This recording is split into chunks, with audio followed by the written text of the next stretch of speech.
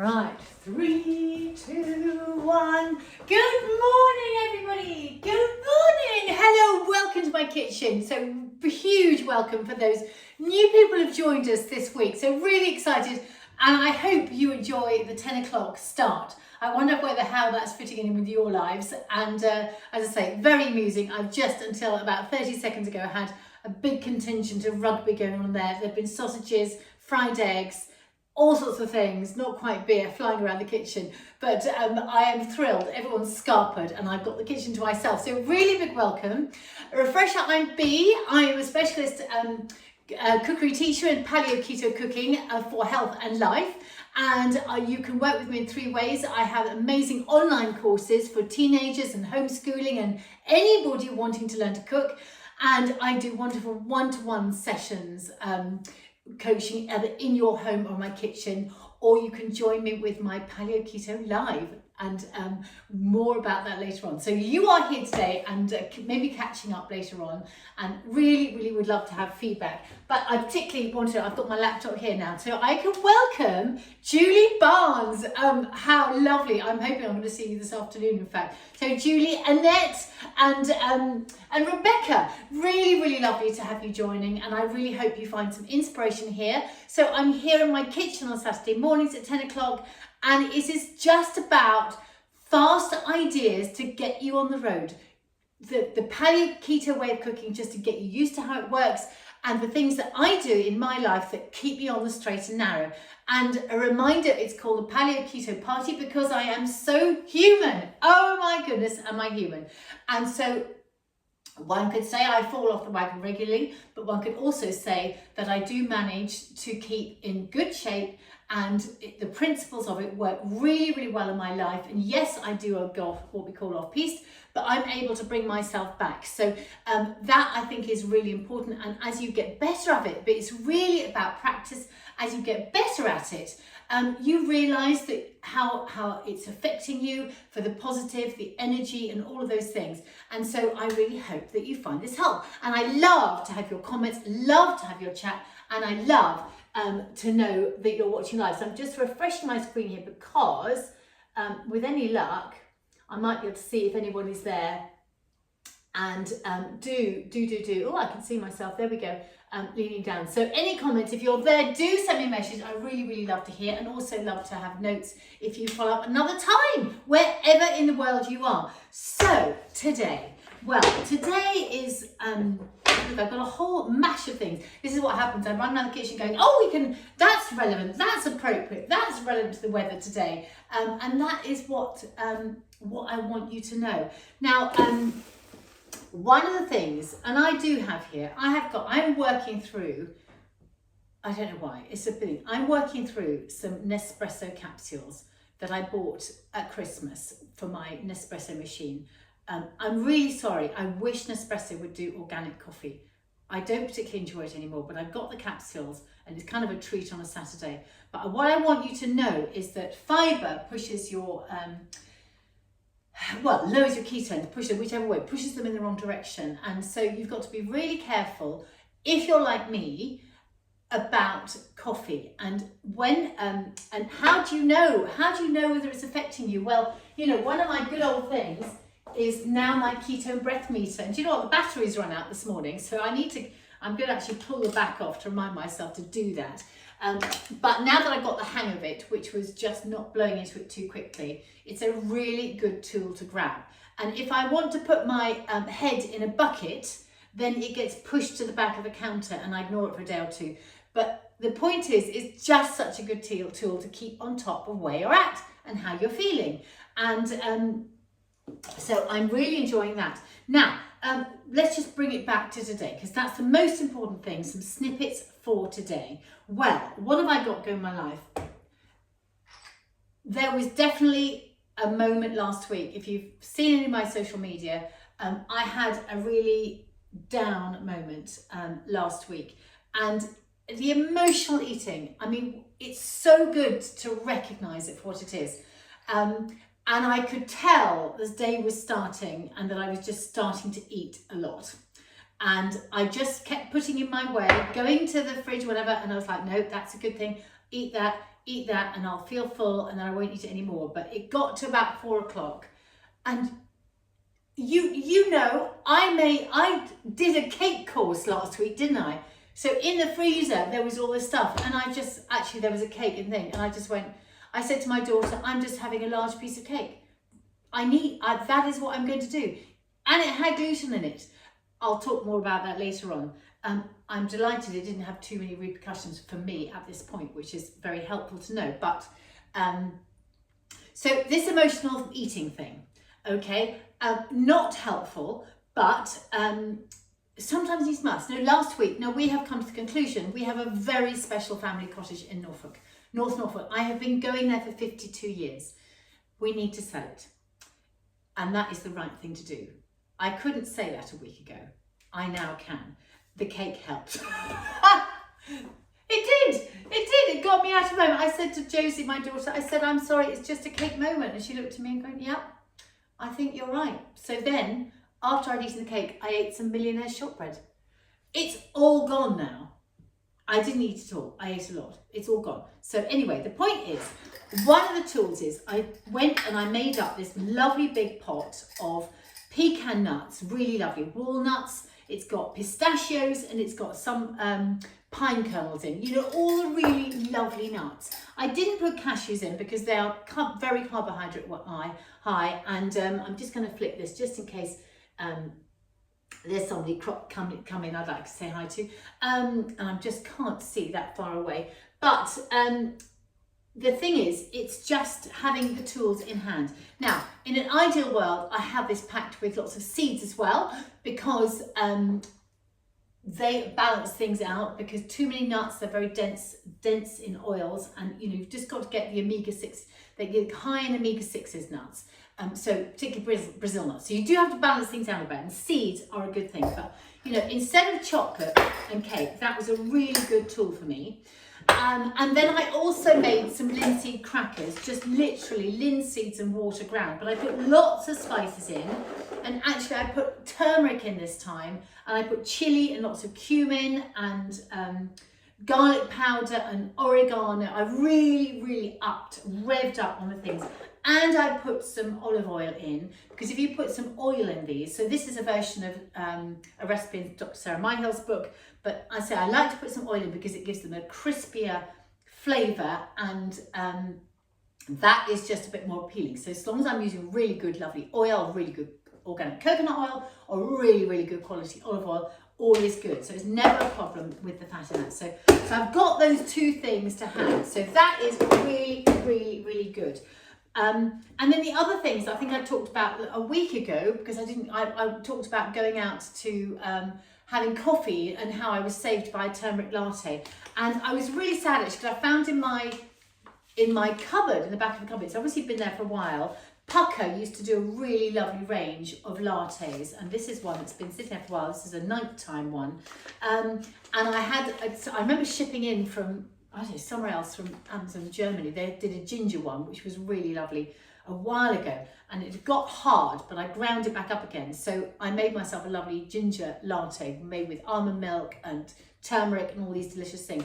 So I looked up just now to see if I could see a brand that I thought would be good, and Viridian have got a well, there's quite a load out here. So I think you need to just explore going to a really lovely local health food shop and just look at the backs of packets, or even just go online and just read. There's something from Viridian, organic curcumin latte. That's a turmeric latte. So I think having one of those in your kitchen is going to be a really good idea.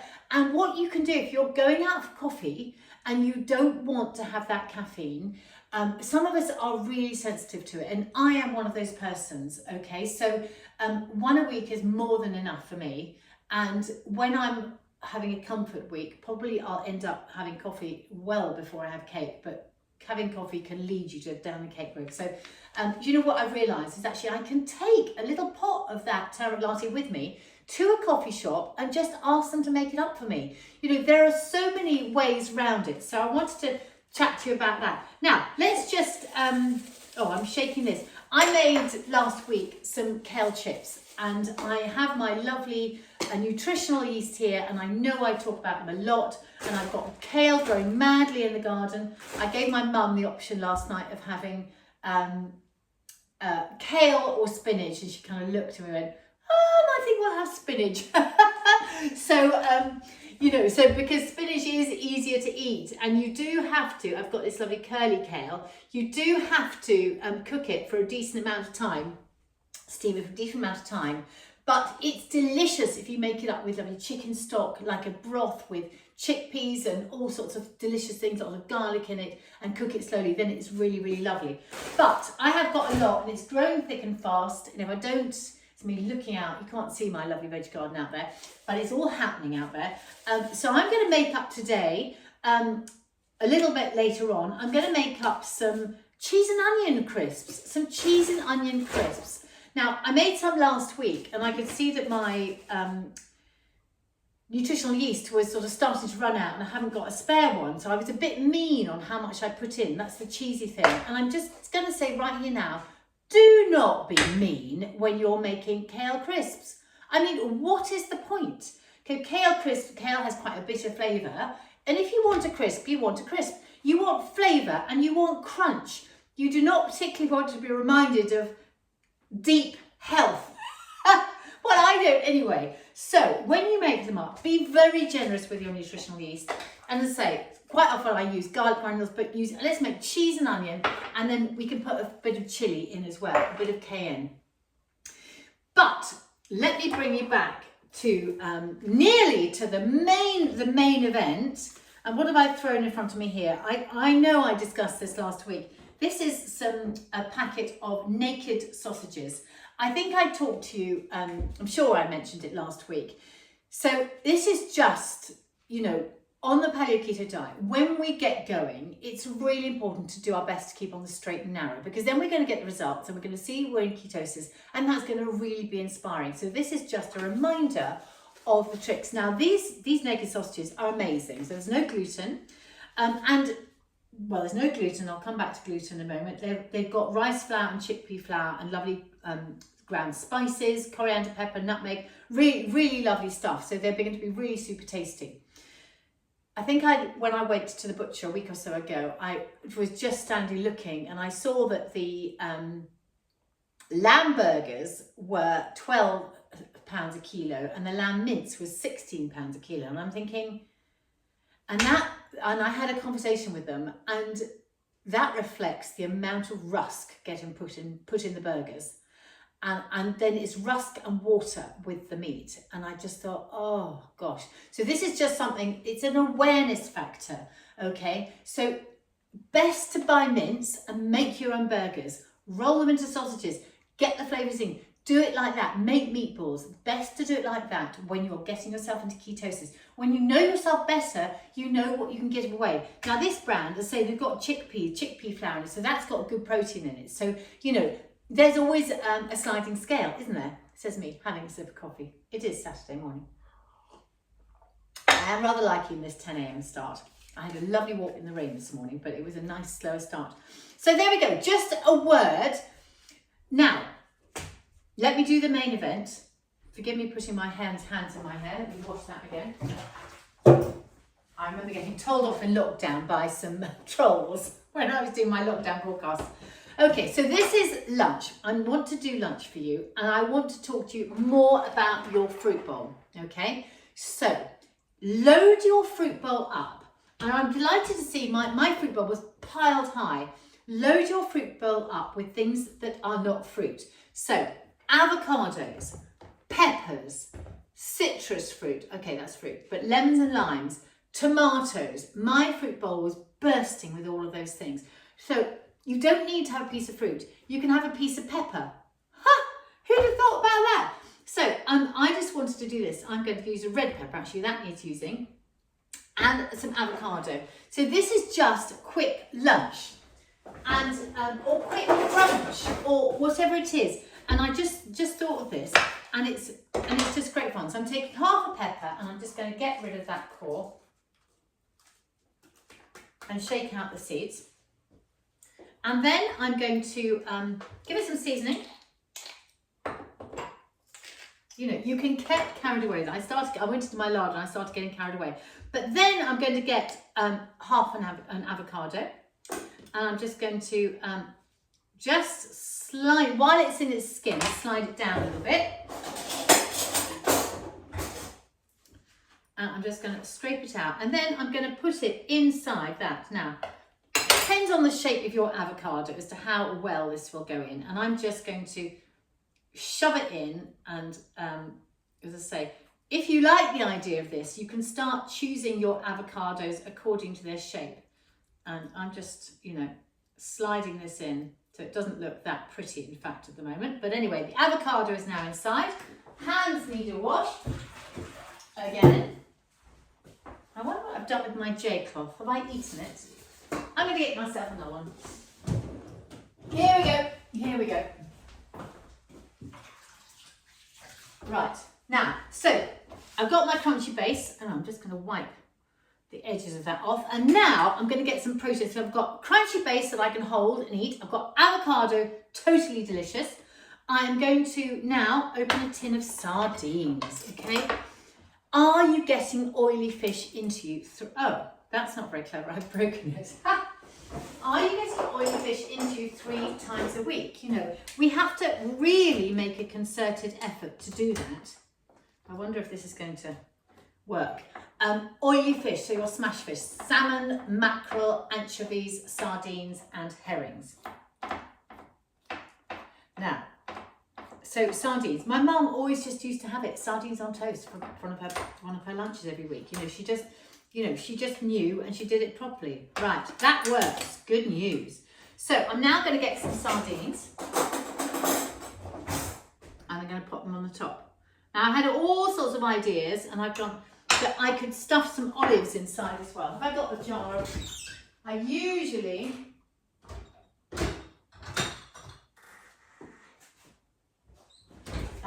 have a jar of olives that are already open, but so we'll just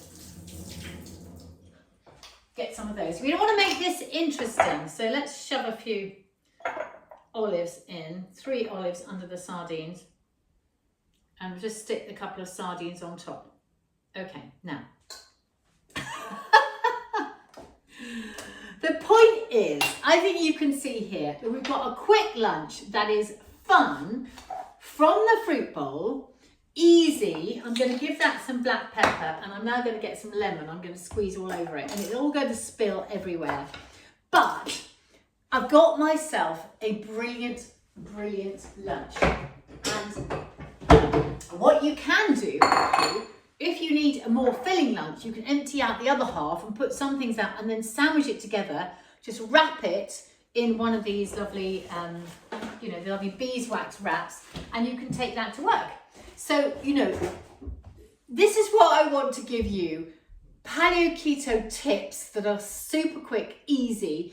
You know, we've got all the lovely antioxidants from the bright colour from the peppers.